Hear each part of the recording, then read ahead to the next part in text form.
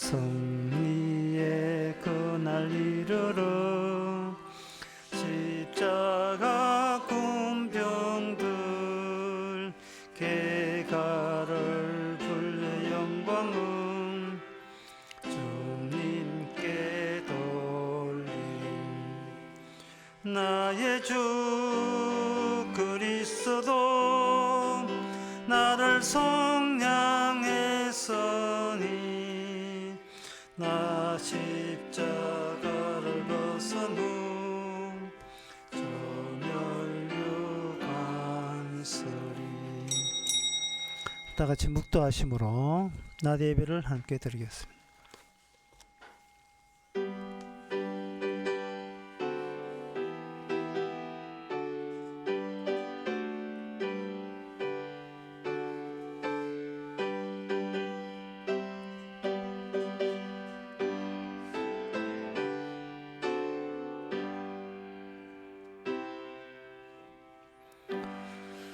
전능하사 천지를 만드신 하나님 아버지를 내가 믿사오며 그 외아들 우리 주 예수 그리스도를 믿사오니 이는 성령으로 잉태하사 동전 마리아에게 나시고 본디오 빌라도에게 고난을 받아사 십자가에 못 박혀 죽으시고 장사한 지 사흘 만에 죽은 자 가운데서 대살아나시며 하늘에 오르사 전능하신 하나님 옆에 앉아 계시다가 저에서 산자와 죽은 자를 심판으로 오시리라. 성령을 믿사하며 거룩한 광야와 성도와 소통하는 것과 죄를 사하여 주시는 것과 몸이 다시 사는 것과 영원히 사는 것을 믿사옵나이다. 아멘. 여호와께 감사하라. 그는 선하시며 그 인자하심이 영원하미로다. 모든 신에 뛰어나신 하나님께 감사하라. 그 인자하심이 영원하미로다.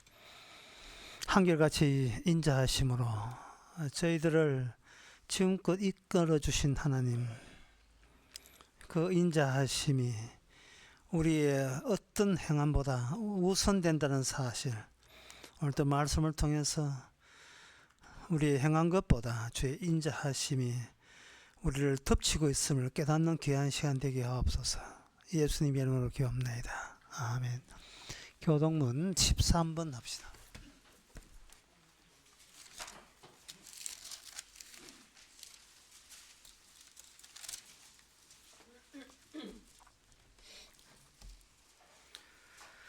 내가 여호와를 항상 송축하며 그를 송축함이 내 입에 계속하리로다.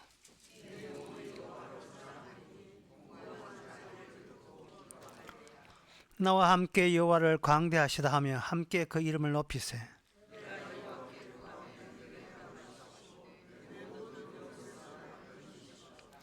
이 공고한 자가 부르짖음에 여호와께서 들으시고 그 모든 환난에서 구원하셨도다.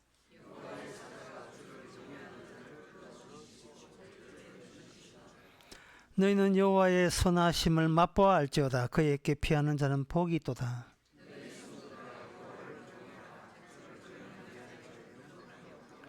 다 같이 합시다. 젊은 사자는 궁핍하여 줄일지라도 여호와를 찾는 자는 모든 좋은 것에 부족함이 없으리로다. 아멘. 자리에 앉아서서 찬송가 98장 합시다.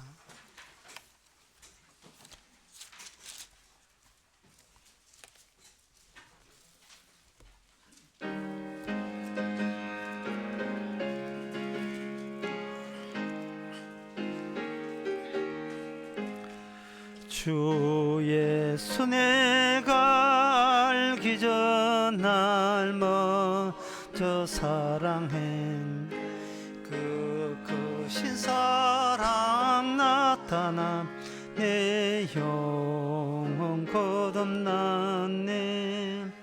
주 내 맘에 늘 계시고 나 주의 안에 있어 저 포도비유 같으니 참 좋은 나의 친구.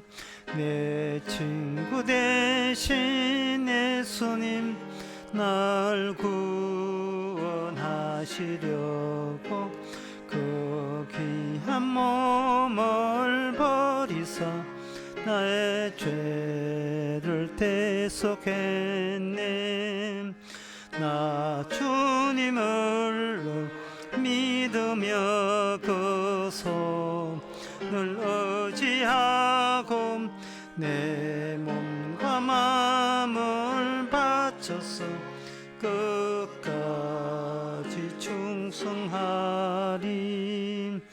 내 진실하신 친구여 그 은혜 내려주사 날 항상 보호하시고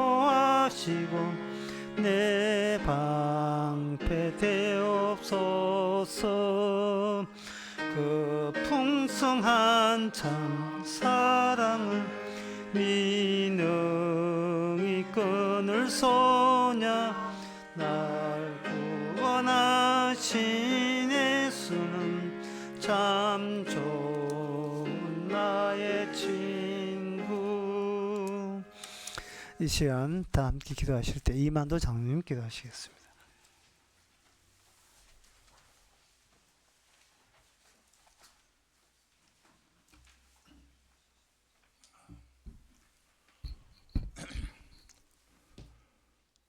아버지 하나님,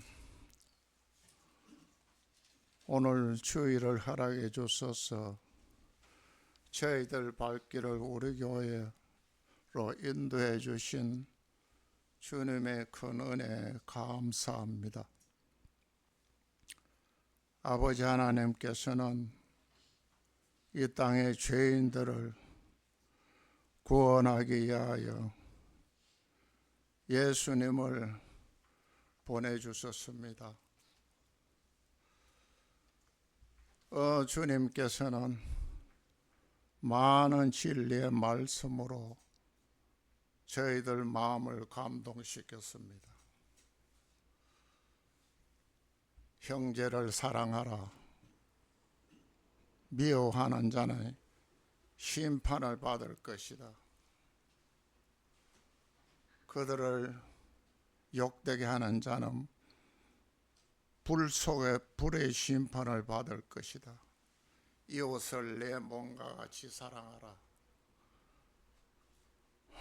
많은 말씀을 했지만 주님, 저희들은 도저히 지킬 수가 없고 마음속으로는 때로는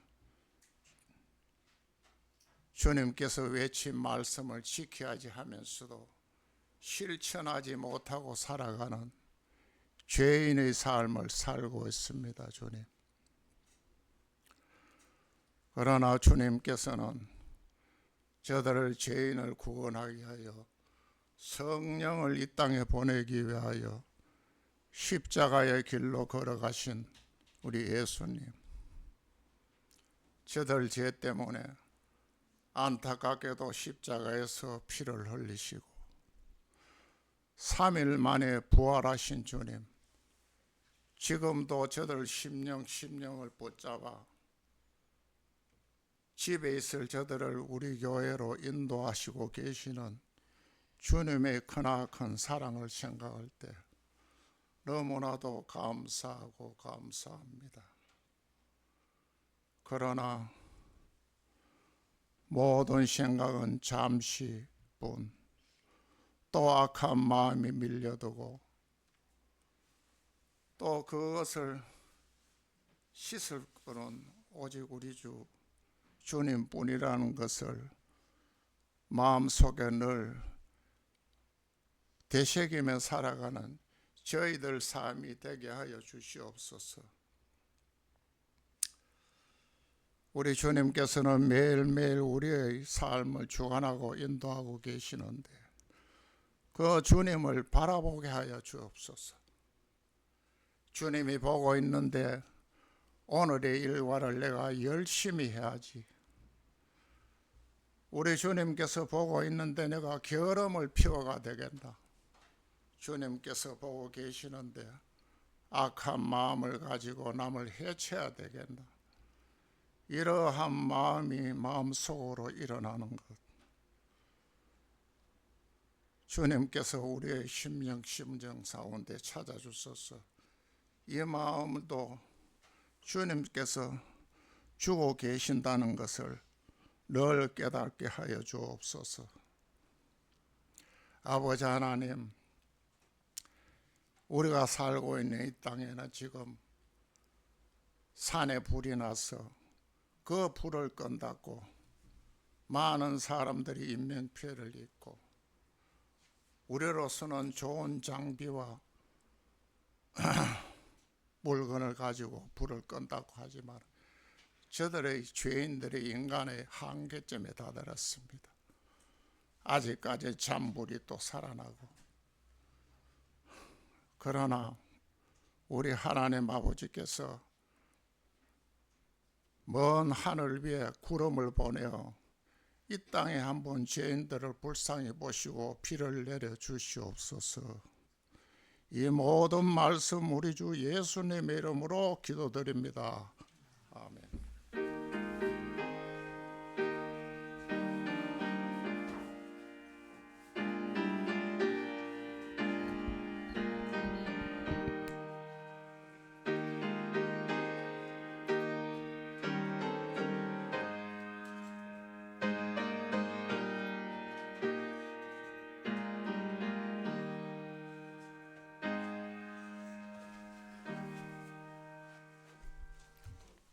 이 시간 광고 시간입니다. 광고 없으면 찬송가 400장 하겠습니다.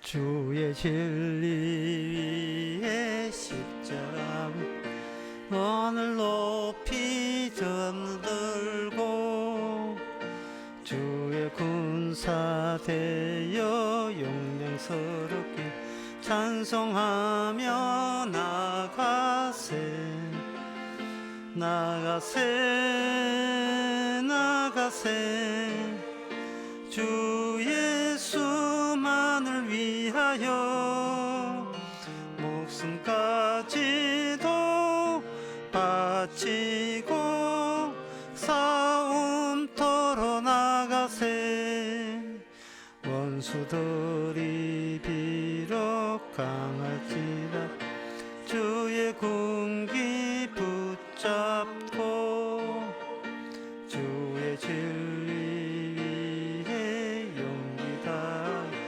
분발하여 싸우세 나가세 나가세 주 예수만을 위하여 목숨까지도 바치고 싸움터로 나가세 산과 들과 바다 가는 곳만 주의 군기 날리며 밤 같고도 기쁜 승리의 소식 온 세상에 전하세 나가세 사가세 주 예수만을 위하여 목숨까지도 바치고 싸움터로 나가세 원수들은 이미 예수의 손에 하나 없이 패하고 주의 군기만이 영광스럽게 온 누리에 빛나네 나가세 나가세 주 예수만을 위하여 목숨까지도 바치고 싸움터로 나가세 하나님의 말씀은 히브리서 10장 32절에서 34절까지입니다.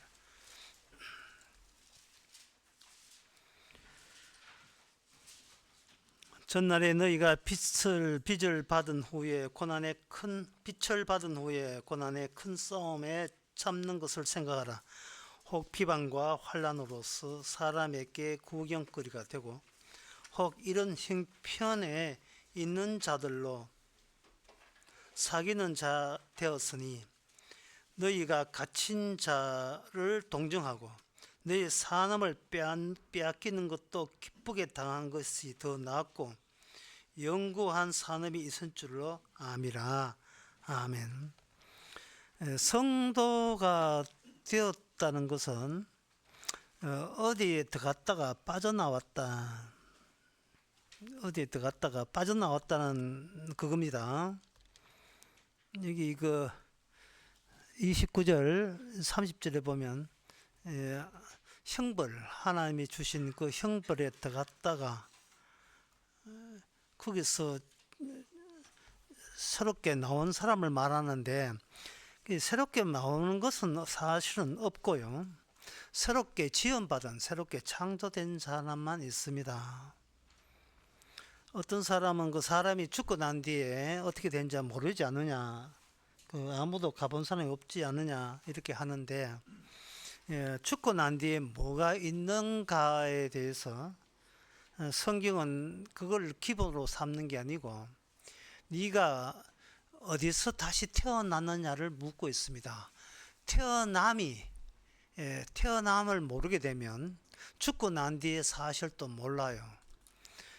기존에 우리가 육신으로 태어난 것은 당연히 죽고 난 뒤에 사실을 살아생전에 모르게 되어 있습니다. 그런데 죽었다가 다시 태어난 사람은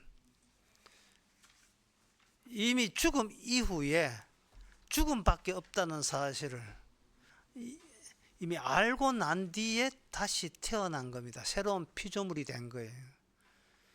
그래서 요한복음 3장에 보면 2번 태어나라고 이야기하고 있어요. 2번 태어난 거.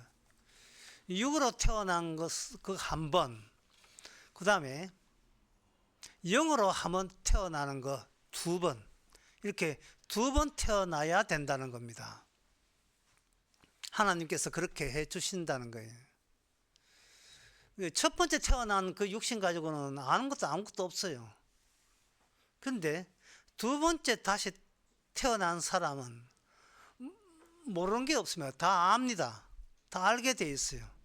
그 세계를 거치고 죽었고 그 죽음 안에서 다시 태어났기 때문에 이 세상 자체가, 온 천지가 결국은 죽기 전부터 이미 죽어 있다는 사실을 아는 자는 다시 태어난 사람밖에 없습니다.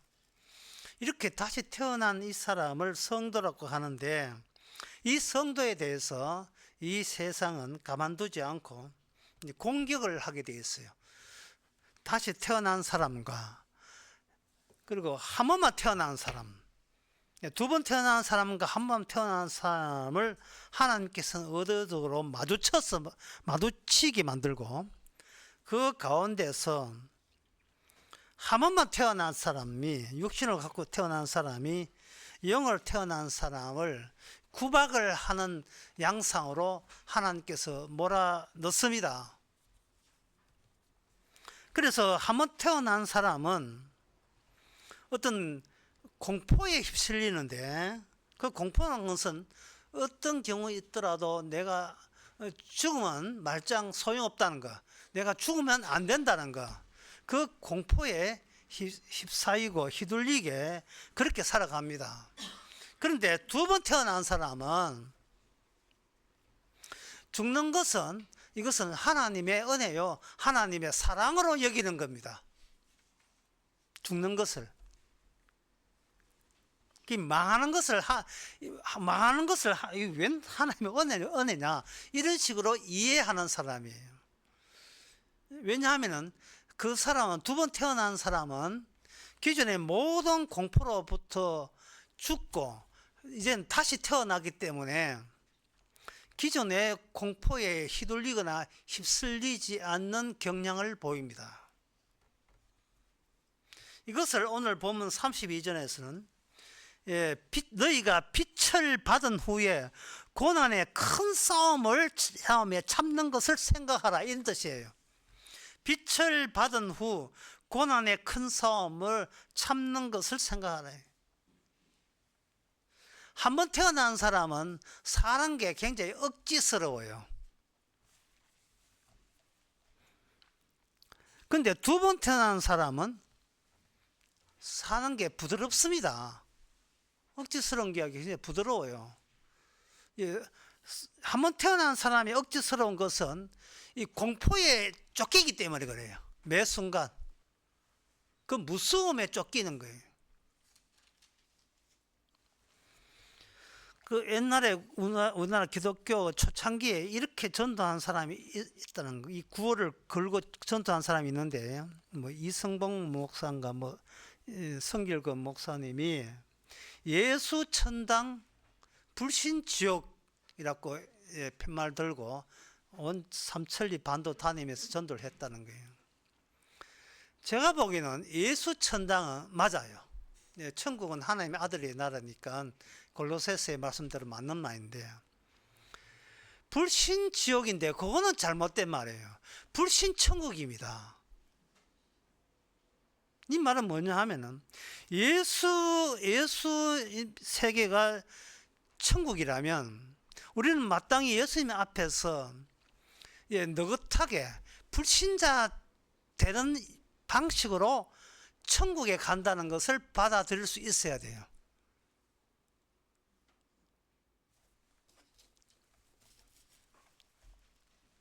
무슨 말이냐 하면 불신이 안 된다고 공포에 떠는 거, 그것이 바로 지옥이거든요. 불신이 안 된다고 공포에 떠는 거. 나 믿어야 돼, 나 믿어야 돼, 안 믿으면 나 지옥 가는 거야. 그게 공포 아닙니까? 그게 불신이잖아요. 진짜 불신이잖아요. 두 번을 태어나지 못했기 때문에, 한 번밖에 안 태어났기 때문에 모든 목적은 뭐냐? 내가 살아야 되겠다고 억지스러운 삶을 사는 거. 이게 얼마나 공포스럽습니까? 그래서 이 오늘 본문에 의해서 고난의 큰 싸움을 하려면 적을 알아야 되겠죠. 빛을 받은 후에 그 다음부터는 이제부터 네가 적을 발견하게 될 것이다.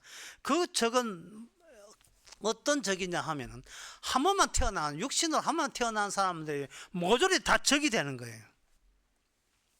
그 사람들이 세상을 어떻게 바라보고 어떻게 살아가는지를 두 번 태어난 사람은 비로소 알게 되는 겁니다.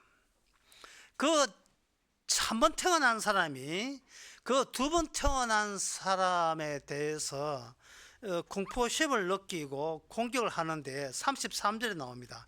비방과 환난과 사람들이 구경거리가 되고 이런 거, 구박에 구박을 가는 거예요. 핍박을 하는 겁니다. 왜 너는 우리들처럼 살아가지 않는데 너는 뭐 믿고 우리들처럼 살아가지 않느냐라고 구박을 해야 되는 거예요. 그러나 두 번 태어난 사람은 뭘 믿는 게 아니에요. 믿는 게 아니고 세상에 대해서 해석을 달리 하는 거예요. 이 세상은 해석의 대상이거든요. 해석의 대상인데 이 세상에 대해서 해석을 할 때 인간들은 전부 다 주관적으로 해석을 하는데, 그 주관이 공포에 벌벌 떨면서 해석을 하게 되어 있습니다.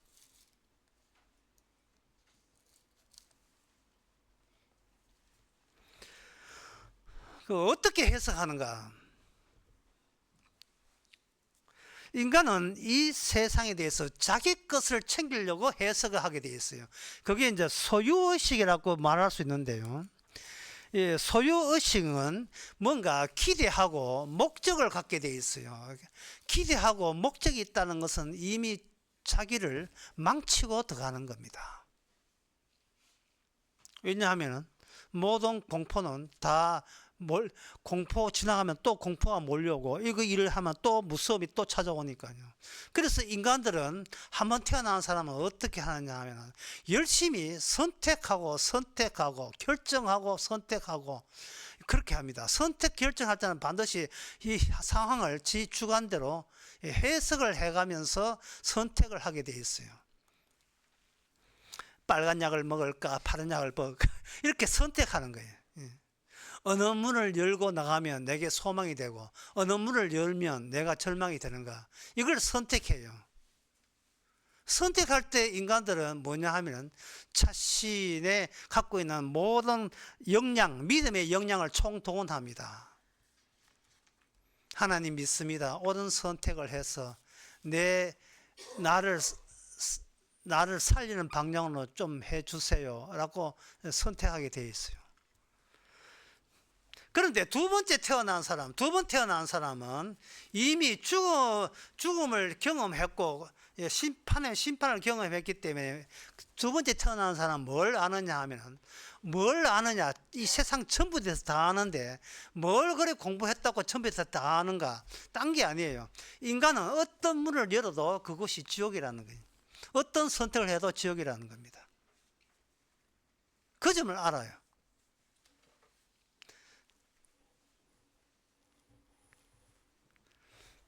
그거는 왜 그러냐 하면은, 왜 기적이냐 하면은, 이 세상 자체가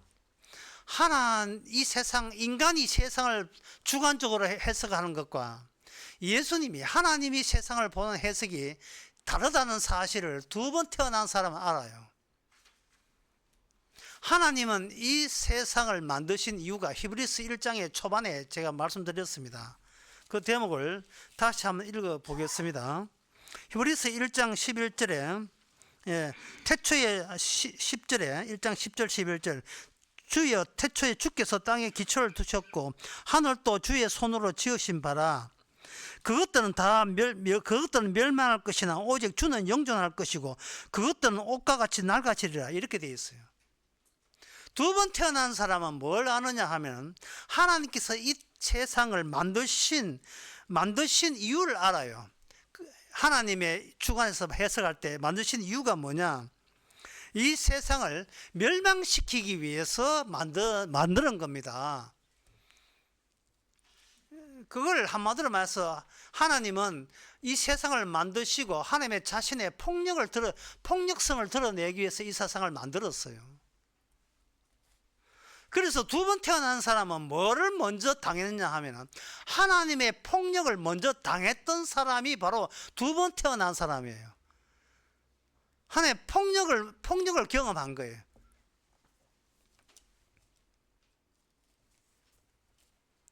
이 말은 폭력권을 가졌다, 폭력권을 가진 쪽이 천국이고 폭력권이 없는 것이 지옥이 되는 겁니다. 천국이 지옥을 개패듯이 패버리는 거예요.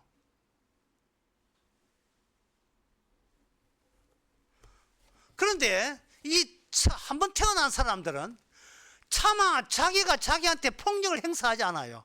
왜? 살려야 되니까, 소중하니까, 어떻게 보담아서 어떻게든 이걸 계속 인생을 살아가야 되니까 자기가 자기한테 폭력을 행사 못합니다. 행할 수가 없어요. 그저 하나님께 교회 나와 하나님께 기도합니다. 하나님이여 살살 다루어 주옵소서. 저를 살살 다루어서 곱게 다루어 주옵소서. 곱게 안 다치게 해 주옵소서. 내 인생 편안하게 가게 하옵소서. 교회 새벽 제단에 나와서 맨날 하는 기도가 그 기도입니다. 남들한테는 모르지만 자기한테는 비폭력적인 하나님이었으면 좋겠다는 거예요. 그러나 하나님께서는 이 세상을 폭력을 다루시는데 히브리서 1장 10절 다시 읽어보겠습니다. 주여 태초에 주께서 땅의 기초를 만들고 하늘 솔 지었다. 그런데 그거는 멸망한다. 그 멸망시키는 이유가 오직 주는 영존할 것이요, 주님을 영존시키기 위해서 먼저 만드는, 한 번 만드는 창조는 하나님의 폭력에 의해서 박살나야 되는 겁니다. 파괴돼야 돼요. 그래야 두 번째 주님 중심의 나라가 영존, 영원히 천국을 이루어가는 겁니다. 이거는 뭐 양보 없는, 이거는 변동이 없는, 이거는 이미 확정된 하나님의 이거는 스케줄이고 계획입니다.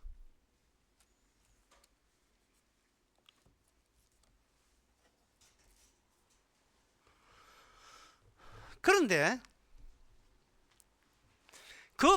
이 말은 뭐냐? 하나님께서 이 세상을 전면적으로 폭력을 할 때는, 그냥 심판하고 폭력할 때는 그 이유가 있어요. 그게 뭐냐? 보복 방식으로 폭력을 해요. 심판합니다. 보복 양식으로. 너희들이 나를 건드렸잖아. 먼저 건드렸잖아. 너희 인간들이, 그리고 인간들과 함께 있는 마귀가 나 하나님을 건드렸잖아. 나에 대한 보복 방식으로 하나님께서 이 세상을 심판하십니다. 내 폭력을 행사하는 것이 하나님 입장에서는 정당한 것을 보여주는데, 왜냐? 하나님이 인간 세계가 하나님을 건드렸기 때문에 그래요. 선악과 따먹지 마라 했는데 건드렸잖아요. 하나님 쪽에서 참을 이유가 없어요. 참지 않습니다. 정령 죽는다고 이야기했어요. 네 죽어.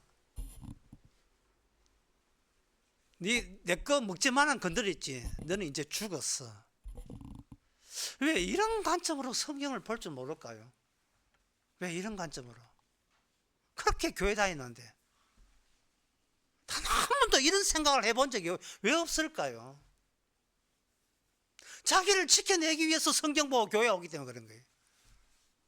그 하나님은 진짜 하나님, 그런 하나님이 아닌데.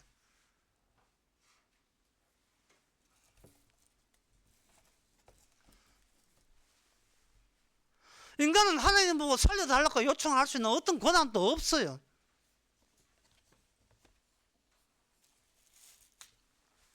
인간은 이 세상에서, 인간들이 왜 하나님을 건드리고 왜 이 세상의 것에 예수님을 죽였느냐? 그거는 이 세상을 자기를 살리는, 한번 태어난 나를, 어떻게 태어났던, 어디서 태어난 건 모르겠고, 하여튼 일단 태어났으니까 나는 살아야 되겠다는 이 일념, 그거 외에는 아는 것이 아무것도 없어요. 아는 것이. 여러분, 노벨상 탔다고 해서 지진이 멈춥니까?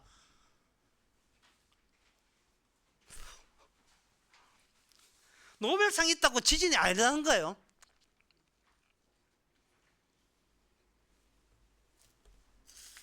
마음씨 착하다고, 착하게 산다고 산불 안 일어난 거예요. 산불 나서 다 죽은 사람 다 우리보다 나쁜 사람들입니까?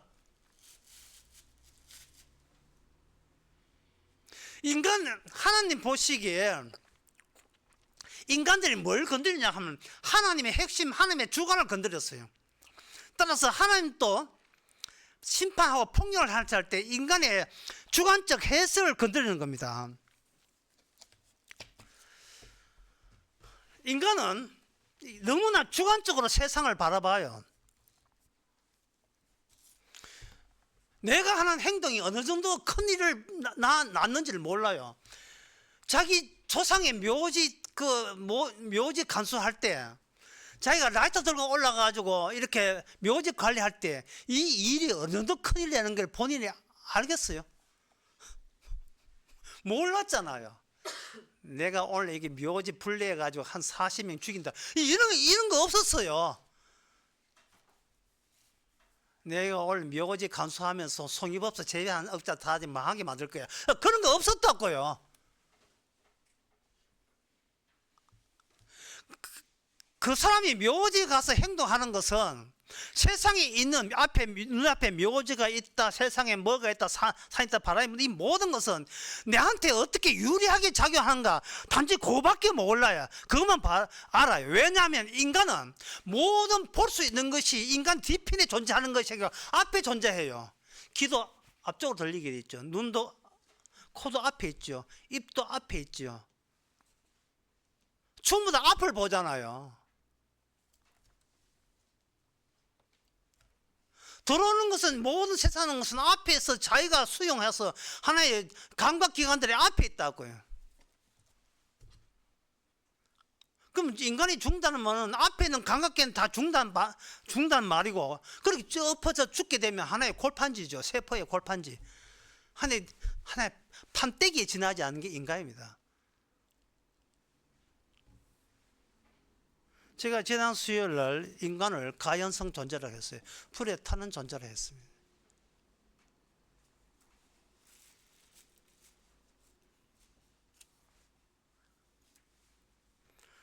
인간관계도 마찬가지예요. 예. 어떤 킬러가 자기 집에 갇혀 있는 개 건드렸다고 러시아 마피아 조직 자체를 다 붕괴시켰습니다. 존 윅이라는 사람. 저희 집 개 건드렸다고 다 죽여버렸어요. 예.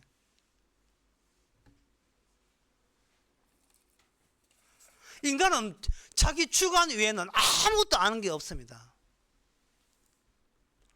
밤하늘의 반짝이는 별빛도 아름답지만 사랑스러운 그대 눈은 더욱 아름다워라. 이게 얼마나 주관적입니까, 이게. 예, 이게 영가라는 노래의 가사거든요. 밤하늘의 반짝이는 그 노래다 말이죠. 세상에 주관 빼놓고 아는 게 뭐가 있어요? 내 위조 빼놓고 아는 게 있습니까? 없지요. 그 주관이 어디를 건드렸냐 하면은 하나님을 건드렸습니다. 그게 요한복음 11장에 나옵니다.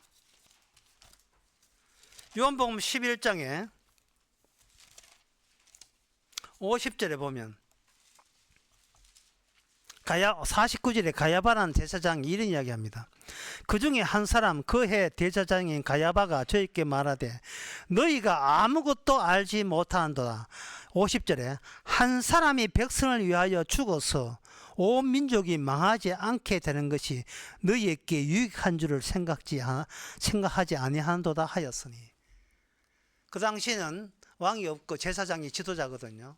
그 지도자가 하는 말이, 한 사람을 죽여서 우리 민족이 편안하게 살고 이렇게 힘들지 않으면 어떠나 그게 우리한테 이익이 되지 않느냐. 이게 가야바가 이야기하는 거예요. 거기에 대해서 가야바는 그 한 번 태어난 사람들에게 동의를 구합니다. 어때? 내 생각 맞아? 틀려? 맞아요. 그렇지. 그 한 사람이 누구냐?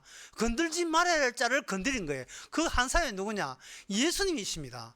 따라서 하나님께서는 예수님을 살짝이 본 게 아니고 살짝이 보냈죠. 살짝이 땅에 보내가지고 결국은 그 예수님의 그 폭탄을 인간들이 건드리도록 유도를 하셔가지고 하나님의 모든 폭력과 심판이 정당성 있는 보복 방식으로 진행되도록 하나님이 그렇게 조치를 하신 거예요. 자기밖에 모르는 인간은 결국은 내가를 건드리게 하나님의 보복성의 심판을, 폭력을 건드릴건 폭력의 그 수루튼 피를 뽑도록 그렇게 유도하는 쪽으로 너희들은 그렇게 생각하게 돼 있고 그렇게 선택하게 돼 있고 그렇게 결정하는 식으로 하루하루 살아가고 있다는 거예요. 주님 건드리는 식으로.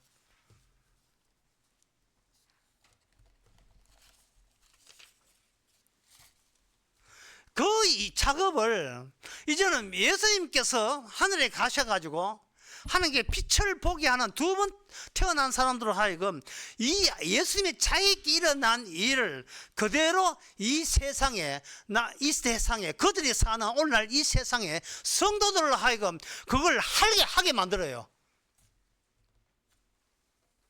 전에 예수님이 건드렸잖아. 지금 이 시대는 너희가 내가 새로 태어난 자를 너희들은 기어이 건드리도록 너희들은 그렇게 살아가고 있다. 따라서 너희를 향한 폭력성은 내 정당하다. 이래 나오시는 겁니다.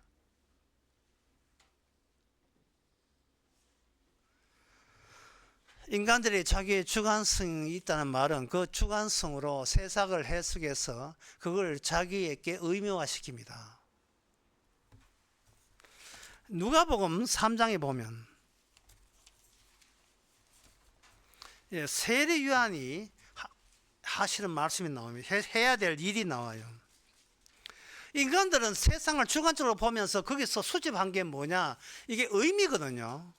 이게 의미니까 인간은 늘 이렇게 의미로 매일매일 의미로 조금씩 의미와 연결되어 있어요. 저는 이것을 뽁뽁이라고 해요. 뽁뽁이. 스트레스받아 할 때 탁탁 하면 탁탁 튀잖아요. 뽁뽁이에요. 이 뽁뽁이를 하나님은 세례요한을 세례요한은 불도저를 보내가지고 이 뽁뽁이 위에다가 불도저 그냥 지나가게 되면 이 모든 의미는 틱틱 푹푹 하면서 전부 다 이게 다 터져버려요. 3장 4절 광야에 외치는 소리가 있어 가로되 너희는 주의 길을 예비하라. 불로자 동원한 겁니다. 그의 척결면 평탄케 하라. 모든 골짜기는 메워지고 모든 산과 작은 산들은 낮아지고 굽은 것이 곧아지고 험한 것이 평탄한 것이요. 완전히 인간 자체, 인간의 개성, 나의만의 특징 이거 불도자 지나가면 완전히 골판지 돼요. 그냥 평범하게 짝이 없는 아무 의미 없는 존재로 주의 말씀이 세례요한의 말씀이 그 인간을 그렇게 밀어붙여서 납작하게 만들어버리죠. 오징어 포, 쥐포 이렇게 기계해서 압력해서 잡당기면 납작하잖아요. 주께서 우리를 납작하게 만들어요. 앞에 있는 의식을 등짝으로 만들어요. 뒤로 만들어요. 앞이나 뒤나 앞에 봐도 그 인간, 뒤에 봐도 그 인간 그냥 하나의 골판지처럼 그렇게 만들어버립니다. 아무 의미 없어요. 그런데 하나님께서 이런 폭력을 행사하는 것에 대해서 우리가 극히 감사해야 됩니다. 왜 그러냐 하면은 모든 인간이 피곤하고 힘든 것은 이 의미를 안 놓치려고 하기 때문에 발생되거든요. 사람이 피곤한 이유가 소유의식 때문에 그래요. 내 것이 있기 때문에, 내 것을 가져야 된다는 의식 때문에. 세상 살면서 노력해서 그것은 남의 것이 아니고 필히 내 것이란 것을 의식할 때부터 그 사람은 삶의 무게는 이거는 천근만근 무거워지기 시작하는 겁니다. 하나님의 뜻은 이 세상에 폭력을 행사해서 완전히 망치는 것이 하나님의 뜻인데 억지 부르면서 그 뜻으로 세상을 볼 줄 모르고 주관적으로 일방적으로 내 의미를 살리는 쪽으로 세월 가면서 나이 먹어가면서 계속 내 의미는 내 가치는 내 소중한 것은 맨날 이거 챙기는 것에 이거 계산하고 챙기고 이거 한다고 스스로 자기의 몸은 자기 삶이라 하는 것은 힘들어 죽는 거예요. 억지가 되니까 그거 지키려고 하니까 예민해지니까 투쟁적이 되고 그러니까 부드럽지를 못해요. 사는 게 부드럽지를 못해요. 항상 분노 아니면 분노가 섞이지 않으면 말을 안 해요. 분노가 섞이지 않은 말을 그 분노가 섞이는데 무슨 말을 해? 이래요. 화내는 것 위에는 할 줄 아는 게 없어요. 내 거 내 지켜야 되니까. 그것을 뭐라고 하냐? 그것을 나에 대한 믿음이라고 이야기하는 겁니다. 나에 대한 믿음. 각자 주관적인 믿음에 무장되어서 살아가는 게 각자 인간의 모습이에요. 영국에 호수가 있는데 네스호예요. 네스 호수에 괴물 나타난다고 그렇게 옛날부터 내 젊을 때부터 그 사람들이 네스호의 괴물 공룡 같은 게 모가지 빼고 있는 사진 같은 거 이게 얼마나 돌아다녔습니까? 괴물이 있다. 영국 당국에서 괴물이 있으면 찾아야서 증명해야지. 그래서 네스호를 호수 물을 빼라 뭐 다 훑치고 해가지고, 그래서 1969년도에 완전히 그 조사를 다 끝냈어요. 끝내보니까 그 넓은 네스호에 사는 동물은 5kg짜리 꼼장어 5마리 그거 외에는 없었어요. 그런데 인간의 믿음이라는 게 뭐냐? 주관적이래. 왜? 인간은 믿는다는 경우 어떤 경우냐 하면, 나한테 공포를 유발할 때나 우리는 기억을 오래 하고 있어요. 나한테 공포스러울 때. 그 공포가 뭐냐? 내 의미를 박살내지 않을까 두려울 때 그 기억은 오래 가요. 인간은 공포와 더불어 살아요. 아예 귀신을 불러내, 귀신을. 예. 귀신 없다고 하면서 맨날 귀신하고 살아요. 저는 이 귀신을 광기라고 부르겠습니다. 인간은 광기에 휩싸여서 살아갑니다. 그게 뭐냐 하면은, 광기에 휩싸여서 그 대처한다고 자기가 말하는 게 뭐냐? 믿음이래, 믿음. 저는 하나님을 믿습니다. 하나님 뭐 어쩌라고. 그래서 이 공포로부터 살려주세요. 믿음? 예, 그게 지옥이야. 믿음, 그게 지옥이라고요. 예수 천당은 맞는데 불신 지옥은 아니에요. 나를 내가 믿지 않을 때 비로소 그게 천국이에요. 내가 나의 믿음을 믿지 않을 때 그게 천국입니다. 내가 나를 믿었던 것은 한 번 태어났을 때나 가능한 거예요. 내가 나를 믿고 내가 나를 근사하고 남한테 미치지 않기 위해서 야무락지게 살아서 뭔가 남한테 보란듯이 내 인생 이렇게 잘 살았다, 마이웨이, 이거 내세울 때 그게 바로 한 번 태어난 사람들의 공포예요. 그거 잘 되기 위해서 하나님 은혜 주세요, 복 주세요, 축복해 주세요, 기적 달라고 교회 나와서 그거 빌고 있다고요.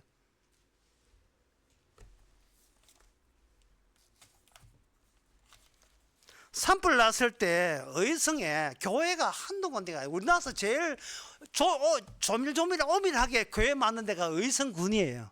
의성시. 얼마나 그 의성시 교회가 기도를 했겠습니까?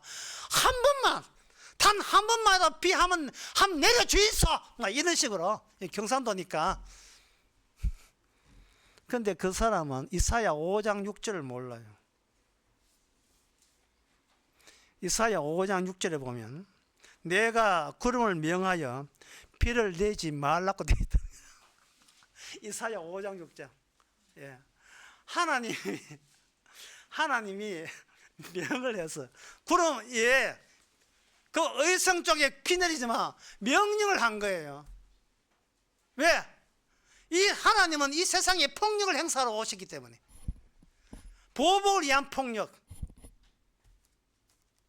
네가 건드렸잖아. 선아가 따먹었잖아. 네가 예수님 건드렸잖아. 내가 뭐 내가 가만히 있을 줄 알았지. 네가 선아가 왜 따먹었어? 너 예수님 왜 죽였어? 네가 살라고 했잖아. 네 살라고. 네가 주관적인 좁은 안목에서 나만 살면 그만이라는 그 생각 때문에 하나님을 건드렸잖아. 이제 와서 네가 보복과 심판 받는 것은 지극히 당연한 거지. 네가 왜 예수님을 왜 죽였어? 그거는 네 속에 나는 내가 지켜야 되지, 아무도 나를 지키지 않는다는 네 신념과 믿음이 네 믿음이 내한테 있잖아. 믿음이. 하나님 한 번만 살려주세요. 그거는 모든 세상 공포는 다 몰고 오는 거예요. 세상 공포는 몰고 온 거예요. 그냥 주님한테 폭력 당하고 망하면 돼요. 그러면 인생이 부드럽게 된다고요. 왜 악을 써요? 악을 좀 내가 쓰고 있구나 참.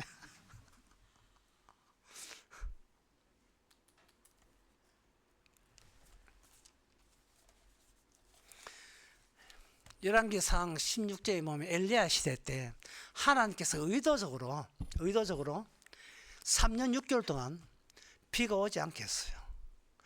그 정도 하나님의 친절을 보여줬으면 우리가 나에 대해서 내 믿음에 문제 있다는 것을 이렇게 한번 생각해 봐야 될 텐데, 사람들은 비 안 오니까 사람들은 그때서 뭐냐, 바알과 아세라 신을 믿기 시작했어요.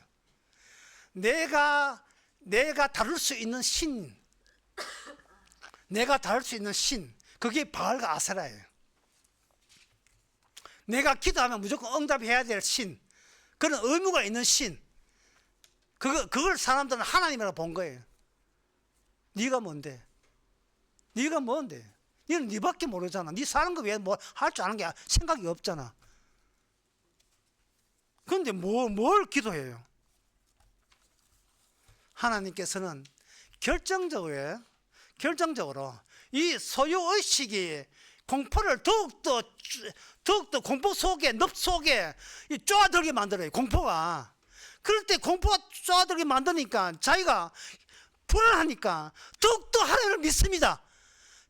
예수, 천국, 불신, 지옥. 내가 불신하면 지옥 가면 안 돼. 신앙이 있어야 돼. 주여, 저 신앙을 갖겠습니다. 점점 더 나라가 빠져요.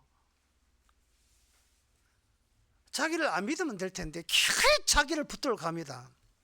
거기에 대해서 하나님의 조치는 간단합니다. 이사야 53장 5절. 그가 찔림은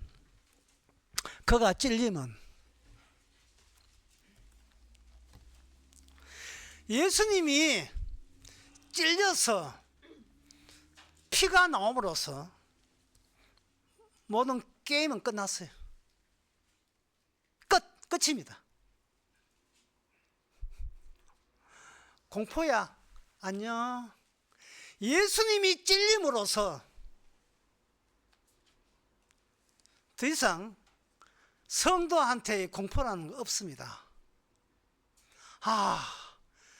내가 주님을 찔렀다기보다는 주님이 내한테 찔렸구나. 주님이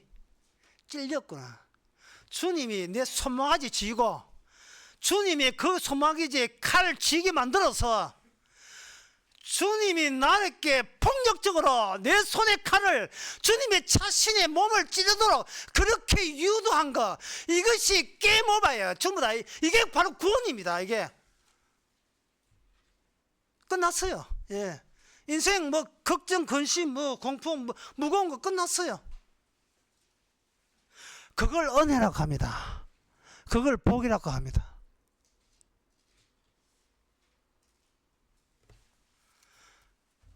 우리는 그때 바로 두 번째 태어나기 위해서는 예수님의 십자가와 관련된 인물로 주님의 죽음 안에서 다시 태어나야 된다는 사실이에요. 이것이 십자가가 얼마나 우리한테 폭력적인지, 그 폭력을 행사한 그 사정, 그런 예시가 창세기 42장부터 44장에 나와 있습니다.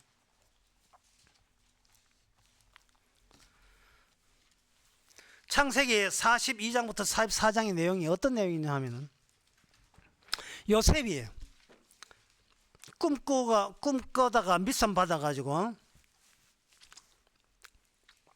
17살 땐가 요셉이 애굽으로 은 20냥에 노예로 팔려갑니다.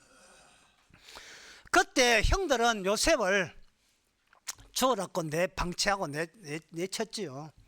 그리고 아버지 야곱은 진짜 짐승의 피를 보고, 짐승의 피인 줄 몰랐죠. 내 아들 요셉이 죽었구나 하고 이미 죽은 줄 알고 아버지 야곱은 낙담을 했어요. 요셉은 그 청소년 되어서 남은 나라의 노예가 되어서 온 고생 다 하다가 13년 후에 나이 30에 애굽 나라의 국무총리가 되었어요. 국무총리가 되었습니다. 꿈과 꿈을 해석함으로써 바로 왕이, 너는 우리 나라의, 우리 제국의 앞니를 네가 유일하게 알기 때문에 네가 행정적 조치에 대해서 네가 책임자로서 네가 모든 걸 다 해라. 이래서 총무 대신을 맡겼습니다. 출세한 거죠.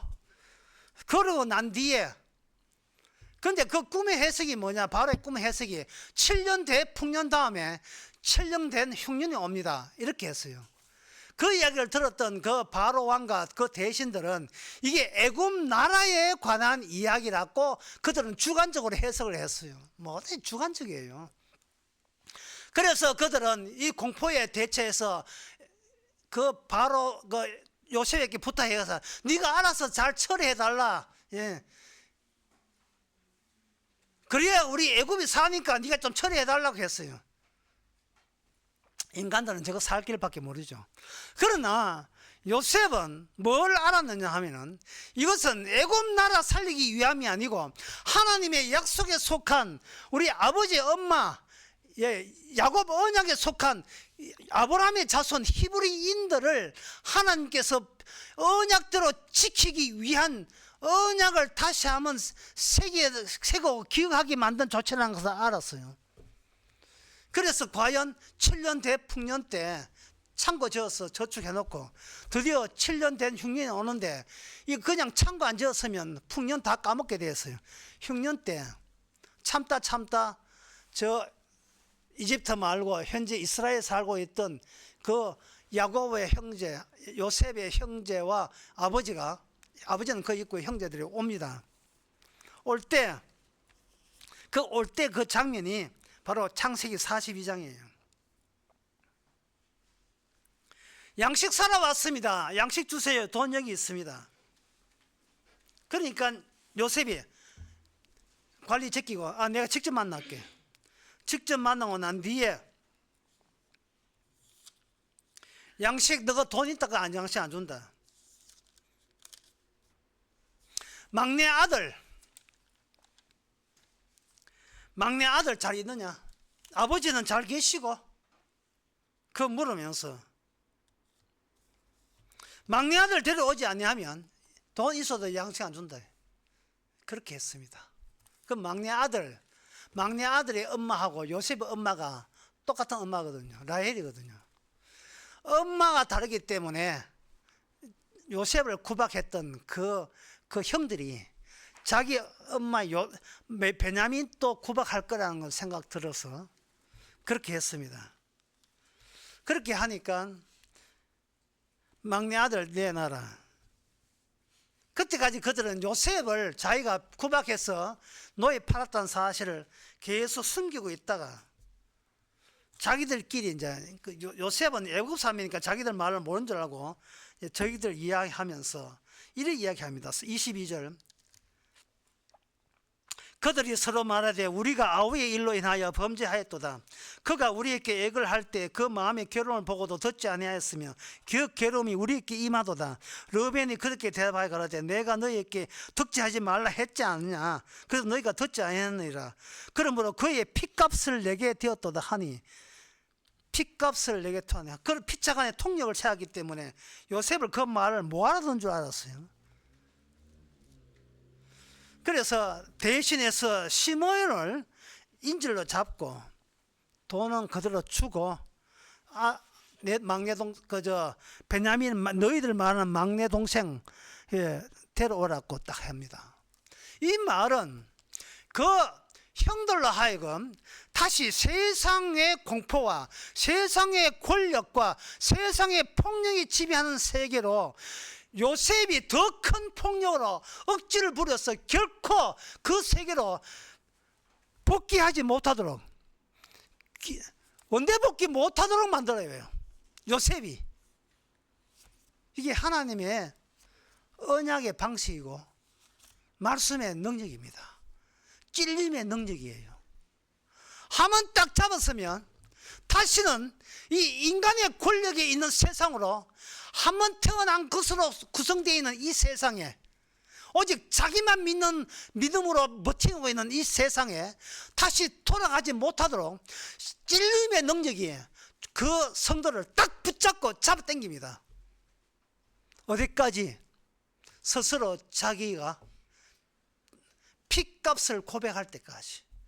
하나님께서는 자기 백성을 궁지로 몰아넣어요. 이게 은혜입니다. 이게 은혜고 이게 첫 번째 사랑이에요. 사랑은 이 세상보다 더 센 폭력을 받을 때가 첫 번째 사랑이에요. 그래서 이제 42절 일이 잘 진행되는데 그 다음에 이제 양식이 다 있으니까 뭐 인간이 양식이 있다 이 말이죠. 그런데 이 흉년이 7년째라 계속 먹는 양식 다 떨어지고 흉년은 계속돼요. 참 의도적으로 계속돼요. 흉년이 들었다는 말은 하나님이 그만큼 폭력적이라는 말이죠. 내 백성 놓치지 않기 위한 하나님의 폭력이에요. 창세기 44장에서 그들은 베냐민을 데려옵니다. 베냐민 데려왔으니까 빨리 베냐민 보여줬으니까 빨리 돈 주신 거 도로였는데 그 돈 도로 다시 가져왔습니다. 아버지 잘 계시고요. 그럼 됐죠. 이제 돈 주고 우리 사는 게 급하니까 우리는 애굽의 양식이 급하니까 우리 주인님 저 총무 대신 시키는 대로 동생 보여줬습니다. 그러니까 됐죠. 빨리 양식 주고 빨리 집에 가랍니다. 하고 현재 형들이 내셨죠. 그러니까 그 동생 잘 있네. 돈은 도로 가져가고 내가 돈 없어 내가 그 돈 하는 게 아니고 너 간첩인지 아닌지 내가 확인하겠어. 돈을 떡 줍니다. 주고 난 뒤에 그건 안녕히 계십시오. 전부 다 이제 아이고 이제 됐다 하고 집에 가는데 44장 거기에 보면 그 애굽에서 점을 칠 때 금잔을 베냐민 그 캐리에다가 짐보따기에다가 그 베냐민 짐보따기에 딱 넣어버려요. 그 전에 뭐라고 했냐 하면 아버지가 베냐민을 안 잃어버리려고 요셉도 잊어버렸죠. 그 베냐민 안 잃어버리고 베냐민 못 데려간다 아버지가 버티는 거예요. 그러니까 형들이 아버지 안 데려가면요 저 애굽의 국무총리가 양식 안 준대요. 그러니까 그분 괜찮은 사람 같으니까 그냥 보여주고 그냥 옵니다. 이 아버지가 왜 그 사람은 왜 우리 집안에 막내 아들 왜 골라간지 그래서 그건 모르겠고요. 하여튼 간에 보여주고 오면 됩니다. 그래도 안 된다. 그게 유다가 제가 담보로 바치고 베냐민 죽으면 내 아들 죽이세요. 내 아들 담보로 바치고 오겠습니다. 이래가지고 갔어요. 그래가지고 일이 무사히 자기 이렇게 잘 됐다고 생각하는데 오는데 요셉이 그 베냐민 몰래 하이에게 시켜가지고 짐보따리가 잔을 딱 해가지고 딱 일어났어요. 그러니까 룰룰 날라가 집에 오는데 뒤에서 일꾼들이 와가지고 이 도둑놈들아 하고 딱 잡았어요. 너희들 우리 주인님이 신에게 점치는 잔을 너희들이 가져갔다. 그런 일 없는데요. 그러면 좋다. 짐 조사에서 나오는 쪽이 인질로 잡겠다. 됐어 안 됐어? 오케이 됐습니다. 우리는 그런 사람 없으니까 형 훔쳤어 안 훔쳤어? 형 훔쳤어 안 훔쳤어? 없어요. 우리들은 없습니다. 그럼 조사하면 나오지. 조사해보니까 베냐민에게 나왔어요. 또 그냥 집에 못 돌아갑니다. 이게 뭐냐 하면요 주님께서는 꼭 산불 나서 집 타고 지진 나서 사람 죽고 이게 하나님이 아니라 우리의 주관을 건드려요. 주관. 이 세상은 나를 살리기 위해서 내가 노력하면 살 수 있는 세상일 거라고 생각하는 나의 믿음, 나의 신학, 나의 신뢰, 내가 나를 살리는 나의 교리, 그것을 이 하나님의 말씀은 겨냥해서 집요하게 추궁합니다. 네가 그런 네 믿음, 네 신뢰가 나를 건드렸다는 사실을 네 몰랐지. 하나님이 뭐든 도와주면 좋은 하나님이고 내 사는 게 힘들게 하면 그거는 나 다른 하나님 믿을 거야 라고 생각하는 너, 밤이랑 묵고 좀 살만하니까 하나님의 말씀도 안 먹고 말씀 귀에 들어오지 않는 나, 내 편하면 그만이라는 나.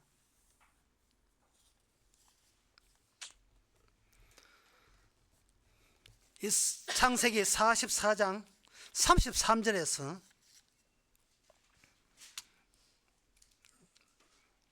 유다가 이런 이야기합니다.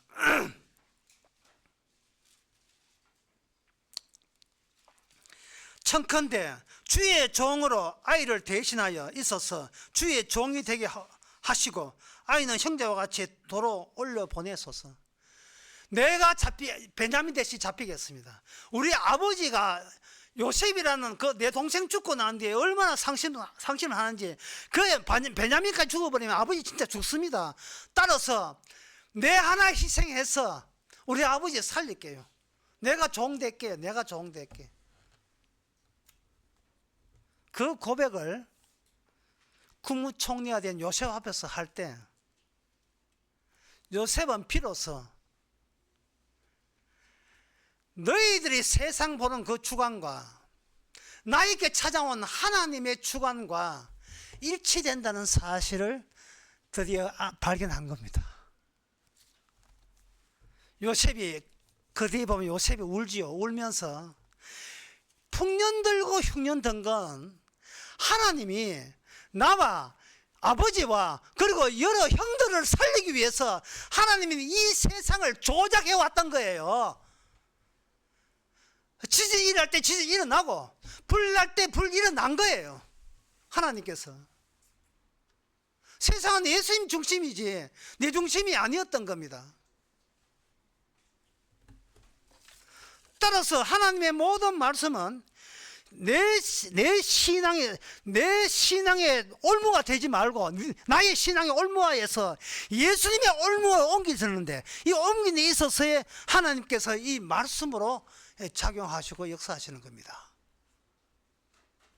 꼭 하나님 몸을 아프게 해서 하는 게 아니고 내 주관을 아프게 하죠. 내 주관, 내 뜻대로 되지 않도록 내 주관에 문제 있다는 것을, 세상은 내 위주로 되어서는 안 될 정도로 그만큼 우리는 흉악하다는 사실을 깨닫게 합니다. 누굴 통해서? 한 번 태어난 사람들을 통해서, 두 번 태어난 사람들이 그러한 경우를 계속 겪게 하는 거예요. 이제 말씀을 맺고자 합니다. 이 세상에는 온통 광기예요. 자기밖에 모르는 광기의 사람들입니다. 신문이나 방송이나 유튜브나 모든 일어나는 일들은 자기 혼자 살라고 몸부림치는 그 광기들의 표현들이에요. 우리는 그러한 세상을 지금 통과하고 있어요. 광야 생활처럼 통과하고 있습니다. 거기서 뭔가 차이가 나야 돼요. 뭔가 차이가, 어떤 차이점이 발견돼야 돼요. 주님의 주관으로 그들을 보시기 바랍니다. 주님의 주관이 들어오면 그 사람은 한번 태어난 게 아니고 이미 내 주관은 죽고, 죽은 주관에 주님의 찔림을 받았다는 거, 게임 오버, 끝났어요. 그 예수님의 찔림으로 우리가 구원을 받거든요. 그 주관으로 세상을 다시 한번 보시기 바랍니다. 기도하겠습니다. 하나님 아버지, 우리가 사는 세상 너무 안일하지 않았는지 돌아보게 하옵소서. 너무 일방적으로 내 생각만 하는지 돌아보게 해주시고, 말씀의 세계를 너무 얕잡아 보지 않았는지, 무시하지 않았는지 생각하여 주시옵소서. 그렇게 해서 이 세상 모든 일어나는 일이 예수님의 십자가로 다 이루어짐을 증거하기 위해서 이 세상은 필히 망해야 마땅하다는 것, 이 자체를 아는 것이 하나님의 복이요 은혜인 것을 알고 늘 감사하고 기뻐하는 저희들 되게 하옵소서. 예수님의 이름으로 기도합나이다. 아멘. 다시 일어나셔서 397장 찬송합시다.